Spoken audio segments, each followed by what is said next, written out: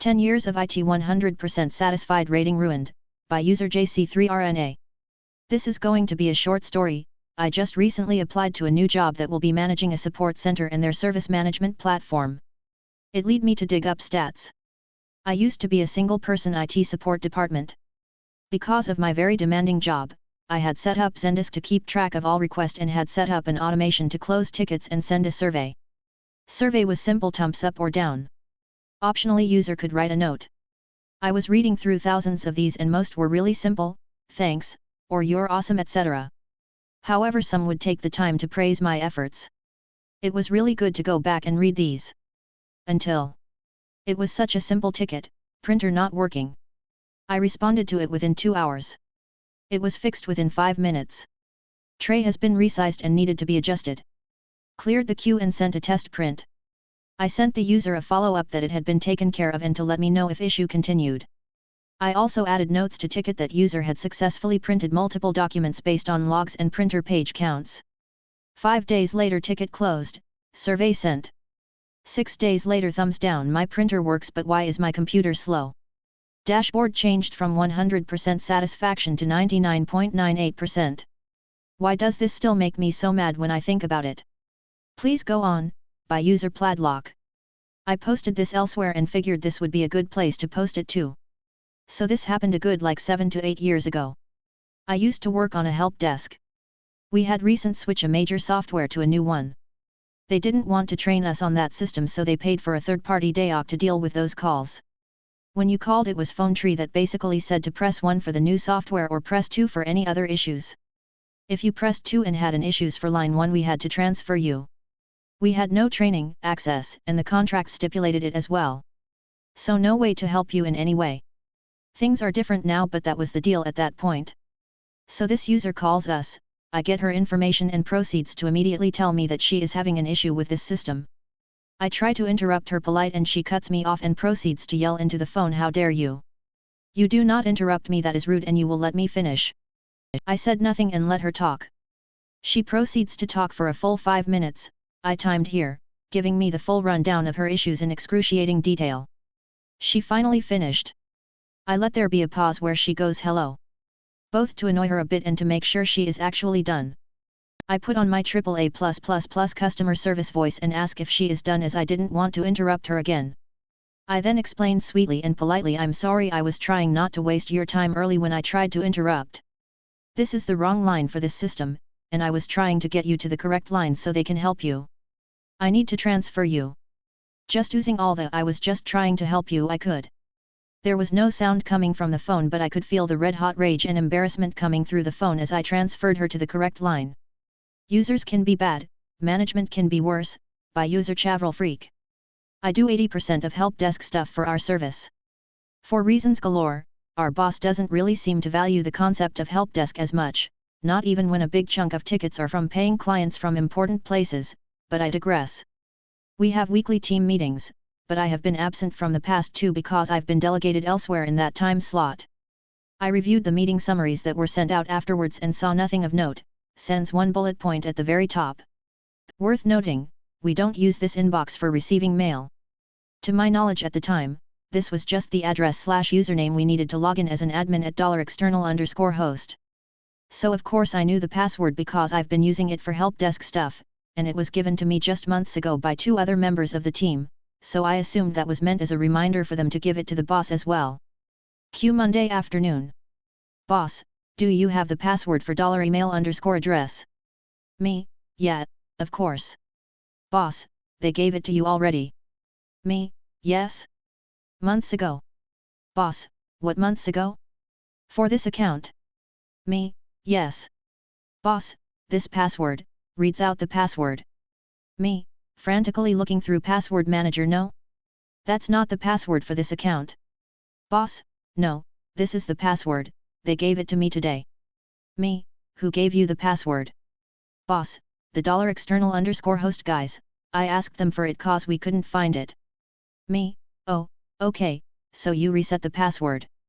Boss, yes I guess, they gave us a new password. Me, okay, got it.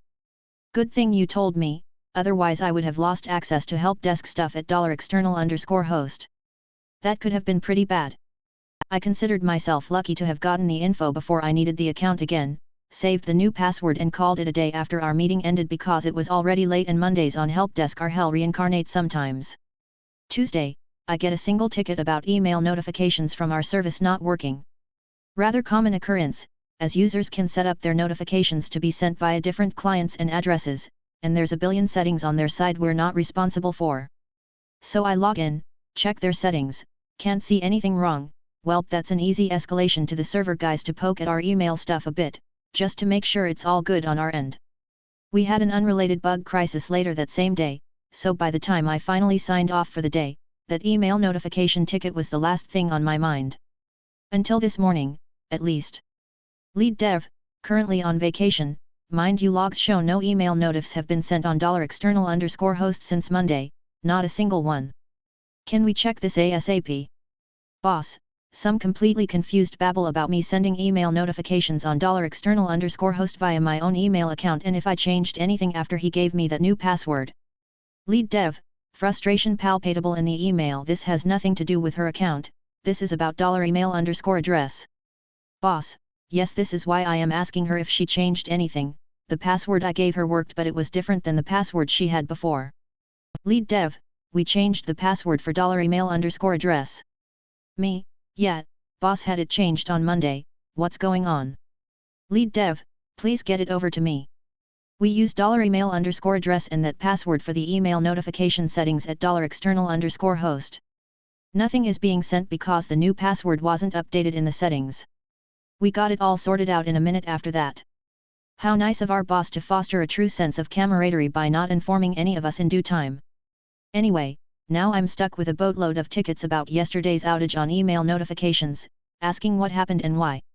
Anyone got corporate speak for sorry, our boss is a toddler playing with passwords at his own discretion? Update a few days later, turns out the boss was so particularly unconcerned about changing the password because he didn't think he changed the password. He thought saying we forgot the password, please give us the password meant the $external_host guys would just look up our current password and give it to him. In plain text. Where do I cry and slash or scream my lungs out? Turn it off. Turn it off, by user triabolical_. I used to work for a large Seattle-based software company in the mid-90s. We had decent machines, Xeon workstations IIRC. One morning I had to power cycle my main dev box, and when it started up the CPU fan went into thermal runaway due to a motherboard issue. As it passed about 10,000 RPM I hit the power button and called up of local PC repair folks. The tech listened to my description and asked how fast the fan was running, and I said pretty fast. Can you repro it for me? Sure, I can do that. As the fan approached the limits of CPU fan integrity I could barely hear the shouted voice over my headset. Turn it off. Turn it off. 3 hours later I had a need board and everything was once again calm. Tech and I had a nice laugh about it. Therapy post because I can't afford it. Dream of time traveling tech support, by user Cyberhazard. Not to bore you guys with my entire life story, but super quick Cliff's Notes gives background. Both of my parents passed when I was young. 9 and 12. I'm now 38. I've always loved electronics since I could hold something in my hand, and wanted to know why, how they work etc. It led me to get into computers and tech support etc. later in life. My brain literally mashed together the current circumstances of me being a computer tech and life I currently have with my past all in one. Woke up feeling, emotion. Don't like it. Don't usually happen. In my dream, I was on a call with my dad as tech support on the phone with him trying to fix our NES, Nintendo, with him in our living room as 5-year-old me could be heard playing in the background. Even heard my mother speaking. It seemed so real, as if it actually happened. I even remember slightly one time my father on the phone with tech support trying to figure out an issue with the Nintendo. It was freaky guys. So realistic it had me wake up bawling my eyes out. Have not really thought about my folks for a long time, so it kinda come out of left field. Thanks for letting me write that out. It's cheaper than attempting therapy, which I couldn't afford anyway.